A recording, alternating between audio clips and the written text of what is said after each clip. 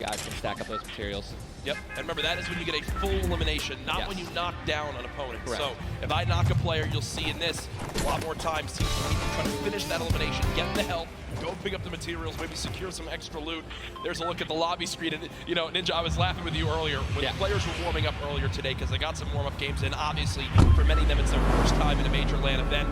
They wound up going through and they were just sitting at the spawn island like they were right now. I mean, look at the build battles happening on spawn island. They're all editing, they're all aiming. None of them are just sitting still. The nerves running through them insane. The average age in today's tournament, 16 years old. Some of these guys are going to walk away with $1 million this weekend. At 16, what would you have spent your money on? I'm not even ask that. Just a bunch of candy and energy drinks, man. I didn't like it. So basically the same as today. Exactly. Nothing really would change. Nothing. No, it's so much fun, man. Again, people flowing on into the venue, looking at these duos, looking at these contested areas, right? Loot Lake has been a very hot topic. Yeah, man. You know, Aiden had been landing there throughout. You know, Mongol and Mitro, I've been hearing some notes about, you know, Tilted Towers and or Neo Tilted, as it's now called, of where they're going to go. In your opinion, right now you play 6 games. Yep. You know how detrimental it can be to your mental state if you have one where you kind of drop right off spawn and get taken out. Yeah. What is your game plan here? Are you going for it? You don't care how many people land there? You just go and play your game? Or I think you shy away? These guys have been practicing. They know that, and they're not, you know, if they're intelligent players, they're going to play exactly how they've been practicing the last 10 World Cup qualifiers. They're going to go exactly where they go. They're going to push where they're going to push. And, you know, they're not going to care who it's going to be. Now, me, honestly, I'd like to say that that's how I play. But, dude, in a situation like this, I think that if I saw someone contesting my drop, I'd definitely defer and try to go somewhere else. Yeah. You know? I mean, you have one bad game. Getting over that, that's going to be a huge mental obstacle, right? You get knocked first. Yeah. That's going to be something that you're going to be thinking about in the second game, the third game. Oh, my God, should we change our landing spots? And then if you're thinking like that, it's over. Yeah, and I keep seeing you look down. You're like eagerly wanting to talk about this map. We have what the first map is going to be in front of us. But again, guys, there's so many exciting things going on in the world of Fortnite right now. One of the new limited time modes that is actually going on. Prop Hunt. We watched a little bit of it yesterday, but again, made by Stray Kite. It's a fun little, you know, hide and go seek game almost, Ninja. Prop Hunt is the greatest thing that Fortnite has created. From creators, it is amazing. It is hilarious. I mean, we were literally getting like angry and like, but also just laughing hysterically right when we're about to, you know, make it into the incinerator. It's just so fun. I mean, you could be a toilet. You know, you want to be anything. You want to be a pink flamingo, a bus. Go for it. Go for it. Just go for it. Yeah, we've had some fun games of Prop Hunt that we play. But again, right now, live in the gameplay for free, Prop Hunt. A little bit different than the competitive settings. Obviously, Arena, it's been talked about, Ninja. This is the most played in qualifier for a tournament ever in the history of gaming. 40 million competitors, down to the top 200. To be exact, 178 because of the double qualified players. Right.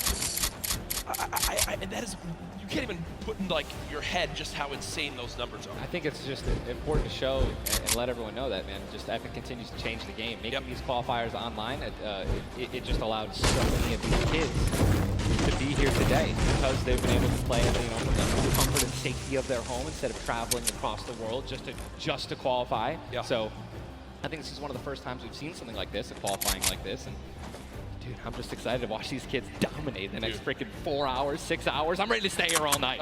Hey, I'm down to stay here all night. I have no problem with that. I'm sure the arena is as well. When you talk about LAN events, right, you have so much competitive experience. You've been to so many across different games and genres. The one thing that stands out to me, though, it will never feel the exact same as it does as playing at home. So for these guys, what are some tips that you can share or you think that they should kind of take into account as they're playing, maybe on LAN for the first time? Well, do what I always tell people when they're saying, you know, hey, Nick's going to a tournament, any advice, right? You know, it's exactly what you do at home, all right? If you wear socks and, you know, no shoes at home, that's what you're going to do. If you don't wear any socks at all or you wear sandals, you wear that. If you wear nothing but sweats and PJs when you're gaming and practicing, that's exactly what you should be wearing right now when you're competing, right? Yep. Don't try to change anything up. Drink what you normally drink before the games, water, energy drinks, whatever the case may be, or, you know, eat what you're going to eat. Do not change anything up. It's very important to get in that mental state of what you do and how you've been practicing the entire time at home. I've even heard of stuff as far as like don't change your sleep schedule and what you're doing for this. Like literally take it like it normally is. Now, again, we talk about how there's $30 million on the line of the Fortnite World Cup Finals across today and tomorrow, but there's already $50 million in prize money given away this weekend. That happened yesterday at the Creative World Cup Finals. Let's take a look.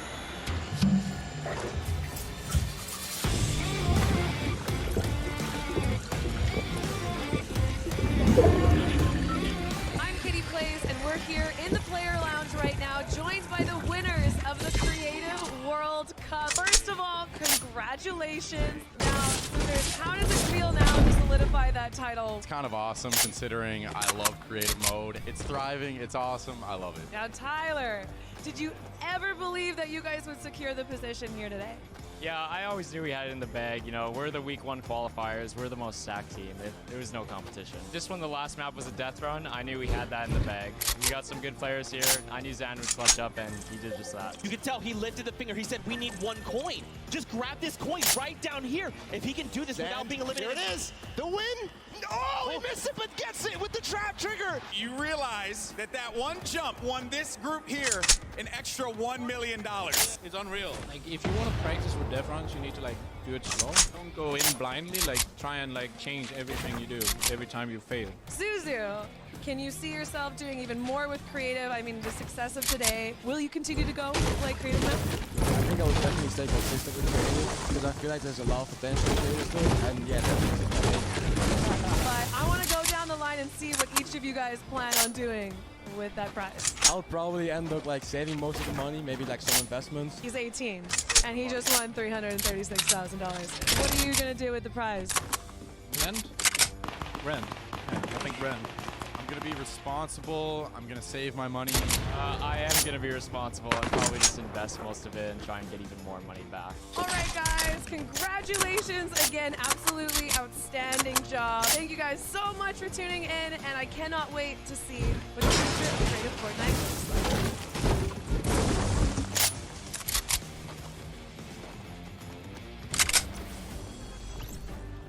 The Creative World Cup Finals, so much fun yesterday. Again, congratulations to Scissors and his team. $1.3 million won. I'm going to address the elephant in the room here. It's not Tim the Tapman. You didn't win that, Tyler. That's correct. Exactly happened. Correct. No, we got 4th place, but you know, the group that I picked out, man, Pal, Taco, Pat, just a good bunch of kids, man. I mean, I think, and I also got to meet a lot of the creators, the ones who developed a lot of the maps. And just a lot of passion from these guys, man. And, you know, I was really happy that I was able to, not even me, together as a unit, we pulled in, you know, 300 or 295,000 as a team. Dude. I mean, little whips, man. You know, we were just killing it, little ice creams. But that event was so incredible. And just another thing that kind of came out of nowhere again, that Epic changed the game with creative. You know what I mean? It kind of popped up out of nowhere. All these people, so many people, there were hundreds of people here because of creative. Yeah. And again, I talked to Scissors about it too. He can't believe just how much his original runs he made, but now it kind of inspired one of the 3 maps yesterday for you. What was your favorite? Was it kind of the prop hunt mode? Was it the run? Junkyard 2, bro. Okay. Hands down, Junkyard 2 is the most fun game I've ever played. I mean, if you're gonna go in with a crew of like 32 people, if you can even muster up a crew of 32 people, like I want that to be a playlist where I can just go and play Junkyard 2, and it just fills in 32 people. It's so much fun, man. I'm with that. What about, should we get the whole squad together? I'm down with. Oh, we totally should. We should get a massive content creation squad and just go into that. It'd be the most funny thing in the world. I mean, there's nothing greater when you're a little teddy bear and you're just walking around like trying to make it in. It's amazing, man. Hey, listen, it's all fun and games here. Obviously, the theme of this weekend. Things going on outside of the fan festival. There's also the Battle Pass redemption. Everyone here has got tickets, has the commemorative tickets. So many things to look back on and remember these moments. For a lot of people here, whether they're players or the individuals and fans who travel, it's their first time in New York City. Such a legendary, iconic place to have this major event. You see again the crowd continuing to fill on in, just getting some final things set up for the game so we can get it all launched for you. But trust me, we're all eagerly awaiting the start as well. So many organizations presented throughout the weekend, and I have just received the word that we won, Ninja. Game is ready to go. I'm ready. First Vic Roy, man. Who's it gonna be, guys? All right, I want you guys to scream out your favorite duos right now, man. Let's make some noise. Who do you think's gonna win today? Scream it, make it. I want to hear. Oh, it's gibberish. None of it makes sense. I think I hear Mongrel, Mitro. Here we go. Ladies and gentlemen, the Fortnite World Cup Finals duo competition begins right now. Jesus, this is going to be intense. I mean, there's nothing more, honestly, nerve-wracking than the initial launch. Off the bus, man. You're flying. Someone's gonna die. Someone's gonna be eliminated. Who's gonna be the first one? Yep. You don't want to be the first one knocked out. I mean, literally, I knocked him like, it was the first game in the Pro-Am, and that was just amazing. He can't live that down. I don't want to be the first person knocking this. No, for sure. As now we immediately hop on board with my pick to dominate today, Benji Fishy and Mr. Savage, and they're heading right towards Happy Hamlet, a place they've called home so many times, and this is contested. It's already contested. You're flying on into here, Ninja. The early game's so key, and already Benji Fishy trying to put shots down range with that revolver, but area is contested. You see they're kind of split from each other right now. What are their comms like in this exact moment? I mean, I think right now they're just trying to hear exactly where these guys are, footsteps, any type of information they can pass off to one another is going to be very important. They've been practicing this landing. I'm pretty sure I watched these guys because they're from EU, so they were before NA qualifiers. And yeah, this is exactly where they normally land. Savage and Benji, they don't always land on top of one another. And you're honestly at a disadvantage if you do land in the same house, because you're going to be getting less shields than one another, right? Less chances of getting shots and things like that. And I'm just interested to see how they're going to play this out. Are they going to be aggressive? They're going to back down. We just saw the first zone has been revealed, and it is a northern side zone, so anyone in Happy Hamlet not safe. Polar Peak, Frosty Flights, Paradise Palms, Lucky Landing, all not safe. As we continue to keep an eye on this fight, 98 players remaining right now in this game. Now, we mentioned the increased material farming right now, so you're hitting a couple trees, you're getting 20, 30 materials like it's nothing. Let's shift our focus, though, towards the middle of the map here at Dusty Divot, and it looks like Landjock and Punisher go out very, very early in this first game to Tetra and the two Rogue members. They're wasting a lot of material right now. You can already see it. You've got only 100 maps, less than 10 builds. These early game fights are always so detrimental. You have to be very, very, very particular with how many maps you're going to use when you're trying to ramp rush somebody, because if you make it there and they shoot you out and you have no maps, I mean, you're left with literally nothing to protect yourself with. And look at the advantage that you now have. Tetra hasn't had any eliminations come on through. He gets both. That's 50 shield per elim, putting him at max HP, and now he can completely change how he takes this fight. It's not like a normal game. You're supposed to